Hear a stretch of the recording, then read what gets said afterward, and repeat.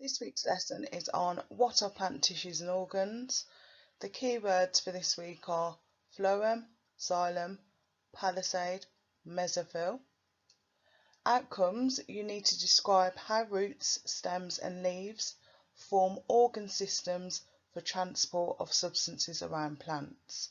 So your mini starter could be, depending on what your teacher gives you, is matching root, leaf, stem and flower to their functions. The word functions mean its job. So which of these you need to match to absorbs water and mineral ions, supports the leaves and flowers, reproductive part of the plant, carries out photosynthesis. So you'll have a couple of seconds and pause, and then I'll go through the answers for you.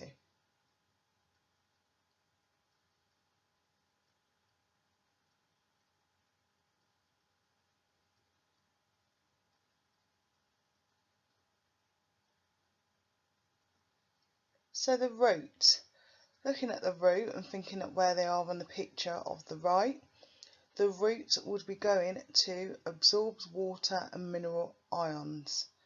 The leaf, that helps carry out photosynthesis. The stem, that supports the leaves and flowers, and then the flower is the reproductive part of the plant. So check your answers and self-assess please. The flower of the elephant yam is a plant organ made up of different tissues, shown in the picture below. Elephant yams are plants that produce a large flower that releases a disgusting stench like rotting meat that attracts carrion beetles. The beetles become trapped in the flower. Its slippery, waxy walls stop them from escaping.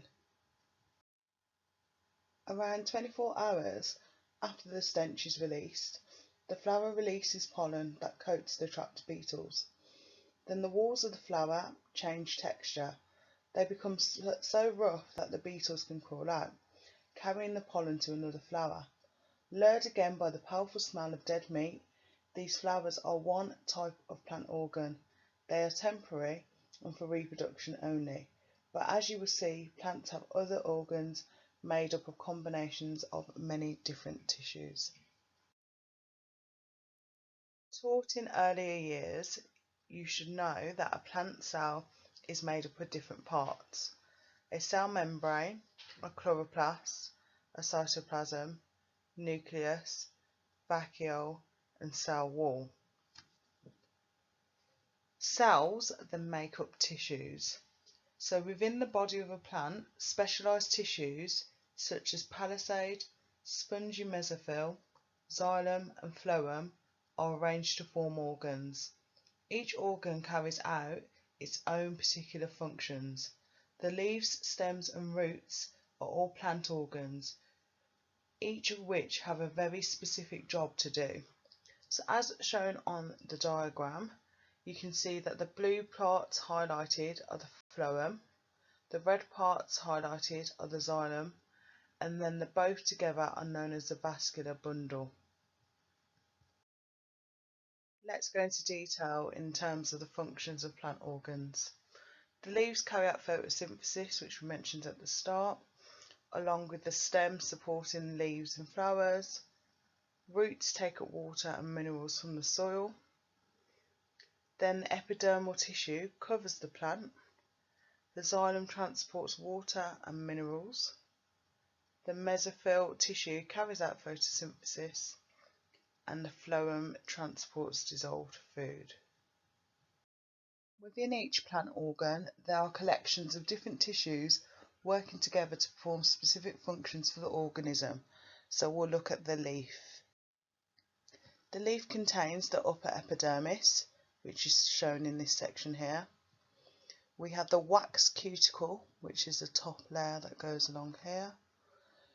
This section and this section is the palisade mesophyll. This section here is known as the spongy mesophyll, and they tend to look like little sponges.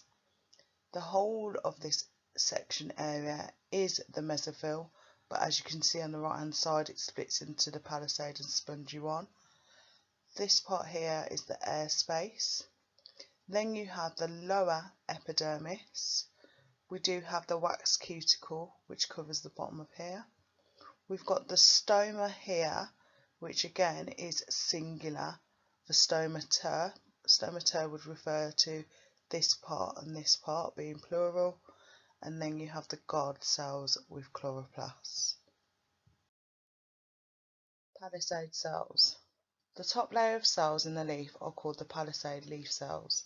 They are specially adapted to make the most of the light conditions they receive. So they have many more chloroplasts than other plant cells to catch as much sunlight as possible for photosynthesis. Palisade cells are also more block shape so that many of them can be packed into the top layer of the leaf. If you wanted an extra challenge, you would answer the extra challenge questions in the yellow box. Spongy mesophyll. Spongy mesophyll cells are not packed tightly together, which allows carbon dioxide to reach the palisade cells for photosynthesis. This tissue contains irregular shaped cells with few chloroplasts. Again, extra challenge if you'd like to answer them, they're in the yellow box given below. Guard cell and stomata. Carbon dioxide and oxygen can't just diffuse into the leaf. They have to be let in through special doors called stomata. Stomata are usually concentrated on the bottom of the leaf to limit water loss. Guard cells are cells surrounding each stoma. They open and close the stomata. Waxy cuticle. The outer surface of the leaf has a thin waxy covering called the waxy cuticle. This prevents water loss within the leaf by evaporation. Plants that live entirely in water do not have a waxy cuticle. Again, if you'd like an extra challenge, answer the questions in the yellow box, please. Xylem and phloem. Plants need a transport system to move food, water and minerals around. They use two different systems. Xylem moves water and solutes from the roots to the leaves, and phloem moves food substances from leaves to the rest of the plant. Xylem vessels are involved in the movement of water through a plant from its roots to its leaves. Water is then absorbed from the soil through root hair cells. It's then transported through the xylem vessels up the stem to the leaves. It then evaporates from the leaves. Phloem. Phloem vessels are involved in translocation. This is the movement of food substances from the stems to growing tissues and storage tissues. If you'd like an extra challenge, answer the question in the yellow box. This link will be shared by teachers. It shows you a practical that could be done in school if we were in school. It's a stomata practical, shows you in great detail by a woman called Vanessa Christian. In Vanessa Christian's YouTube clip, she would have shown you the stomata, but just to show in here, if you used to do practical at school, this is how it may be presented. So you've got the stomata 1, 2 and 3. As you can see, the guard cells are here, where the laser pointer is showing, and then you can see the closed stomata shown here. Some of the key details you'd be asked in school if you're looking at the leaves would be to draw around your leaf, draw what was shown, label it with the magnification. You may be asked to calculate an approximate surface area and given the equation to do so. You may be told to break the leaf to look at the vascular system of the leaf also. Here is a summary YouTube clip if you wanted to have a look, but again it's explained in more detail about this lesson and other key points if you wanted further reading.